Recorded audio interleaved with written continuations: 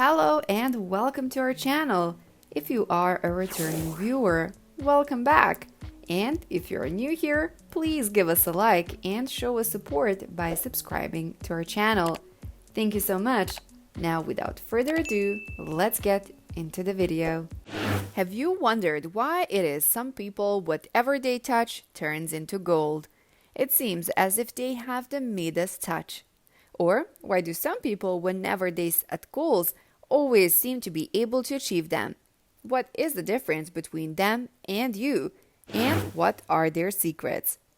The secret is the words they use. You see, words are how we express ourselves, and it is how we think. Today, we are going to share with you what you should believe and what are the 3 dangerous words that are keeping you poor. Words that need to be eliminated from your vocabulary from today onward, or at the very least, replaced. The first word, and perhaps the most dangerous word used today, is hope. This may seem a little confusing, but hope is a word that keeps you poor. Let me explain. Let's say your friend wanted to start a business, and you ask them, "What is your marketing strategy?" Now they might say something like, "Well, my marketing strategy is to build a business through word of mouth, through referrals." Essentially, what they are relying on for their marketing strategy is hope. Hope is not a strategy. They hope customers will spread the word, they hope to get referrals, they hope to generate more income, and they hope to have more free time, and they're hoping to grow their business. Successful people don't use hope as a strategy. Because the minute you use the word hope, what you're essentially saying is, "I have no power, I have no control over the outcome. Well, I hope it works. I hope this works out." Whenever you say, "I hope you give away that responsibility. You give away the power. You have no control, and so you have no choice. When you do have no choice, when you have no control, when you have no power, when you cannot make a decision, you cannot take action, and you can't make what you want to happen. So, what if we use the word will? I will generate more leads. I will get referrals. I will increase my income. Did your mindset shift when you said "I will" instead of "I hope"? When you stop using the word hope or replacing it with will, you set yourself to eliminate the second dangerous word, can't. I can't do it. I can't. I don't have the time. I can't afford it. Have you heard any one of your friends say this to you? Or perhaps you have said it to yourself. The minute you use this word, your brain stops working.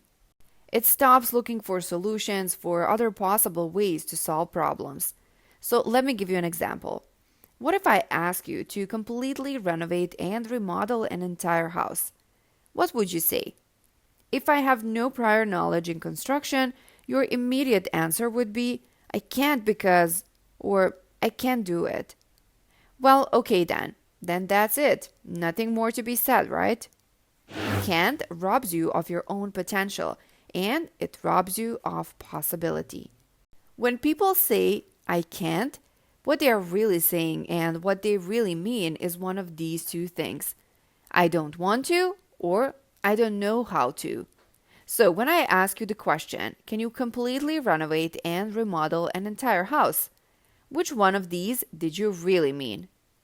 Instead of making a statement, "I can't do it," ask yourself one of these questions. How can I? Or do I want to do it? If you really, and I mean absolutely really wanted something, you could do it, right? We all have that ability, and we can all do something if we want to. So the only real answers are either "I don't want to" or "I don't know how to." There is no wrong answer here, and if you don't want to, then that is perfectly fine. If you don't know how to, then you can find the how to anywhere on the internet. You can do a search, pay for a program, participate in an event, or learn from a mentor.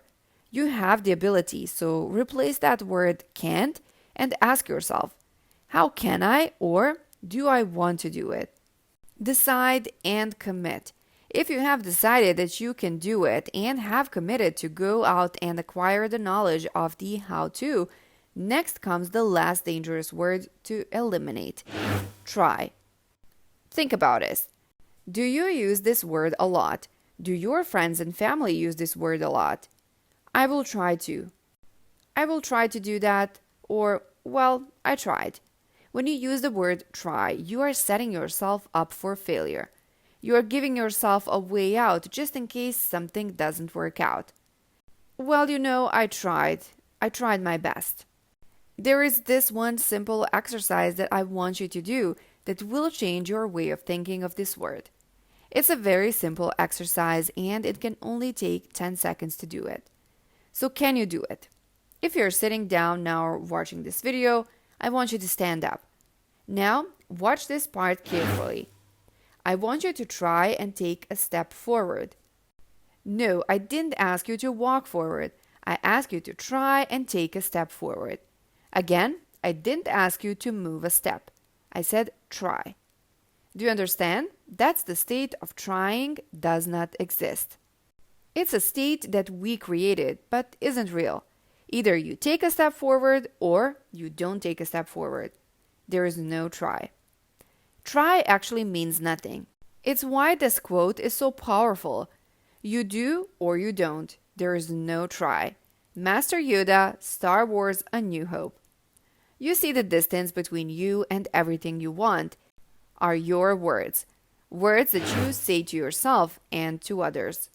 Words create your mindset and they can dictate your actions. You can either hope it will happen or you will make it happen.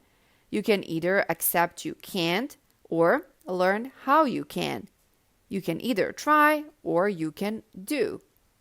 When you start changing the words you are using every day, you will start to change your mindset.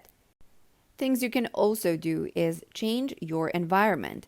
If you are behind your computer all day searching for a solution, then take a walk instead. Begin your day allowing the calming effect of nature to soak in. Added bonus, the exercise also helps eliminate stress. Connect with positive people. Seek out the company of people with positive attitudes about success and wealth.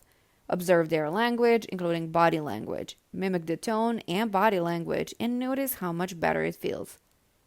Repeat affirmations. Recite them throughout your day. Start small. I'm a magnet for wealth and prosperity. Might not feel uplifting if you are completely underwater, so try.